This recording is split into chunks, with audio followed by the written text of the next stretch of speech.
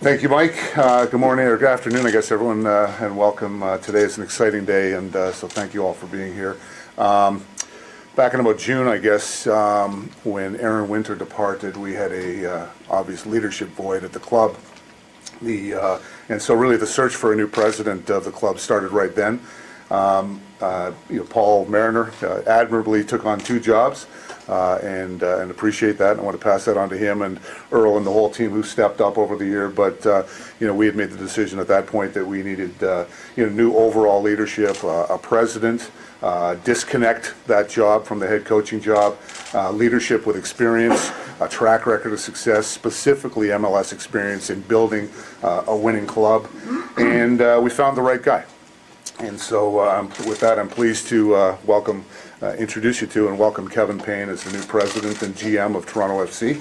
I've known Kevin for a number of years, and I can tell you, aside from admiring his work, we've admired DC United from the day we joined this league because of what Kevin did, and he's really the guy who founded that club and has built it single-handedly. His results speak for themselves, 4 MLS Cups, and about 12 domestic or international championships in a period of 17 years. So Kevin's going to oversee both team and business operations as the president, reporting to me. He is recognized as a leader in the game and a leader in MLS. I've known Kevin through the Board of Governors, and he's clearly a leader in our league. He's also a passionate fan, and so he is going to be a great fit with this club and with this community and with our fans, and so with that, I want to welcome him aboard, and we're looking forward to it. Before I turn it over to him, I do want to thank our management team who've been very patient through this whole process, and most importantly, I want to thank our fans who've been patient through this process. But with that, please join me in welcoming Kevin Payne as the president and GM of Toronto FC. Thank you. Thanks very much, Tom, and thank you to all of you for coming out today. I'm extremely excited about this opportunity. Obviously, I spent 17 years in DC. I was involved in founding that team, and we had a lot of success, and I in many ways thought of it as my baby. This is the only job in Major League Soccer for which I would have left DC. I think the opportunity here is absolutely phenomenal.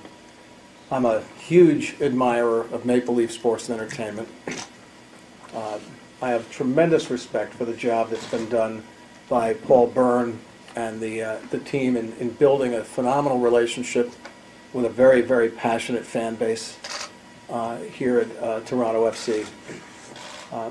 I understand the challenges that there have been on the field.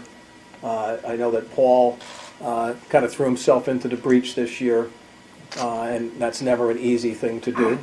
But Kevin, you obviously know this league very well, and you've talked about the organization here. What do you see that makes this job so attractive on the field? You're taking over the worst team in Major League Soccer. Do you see resources there that provide a framework? Do you see a massive overhaul in personnel? Well, to answer the question generally first, I personally love a challenge. I often talk with people and say, what's the fun of being the manager of Real Madrid and spending, crazy money and just buying the best players. I really love to build things, and I think that there are pieces in place here. I'll tell you that the resources that you all never see, things like the training facility, things like the staff that supports the team, that is unmatched in Major League Soccer in this organization, and those are very important foundational elements of success. We never had that kind of resource at our disposal in DC, so that is very attractive to me, and I think there are some very good pieces within this group. I'm a big believer that you have to find ways to improve the players that you have. Obviously, you have to make smart decisions on the personnel side, and some of those are people to move on, and some of those are people to bring in. But I really believe in this league, and I think the success stories in this league demonstrate that you achieve success in this league by taking the group that you have and making them better. I will tell you this, in 1989, when I was working at U.S. Soccer, and certainly just a little bit before that, Canada was well ahead of the United States in soccer.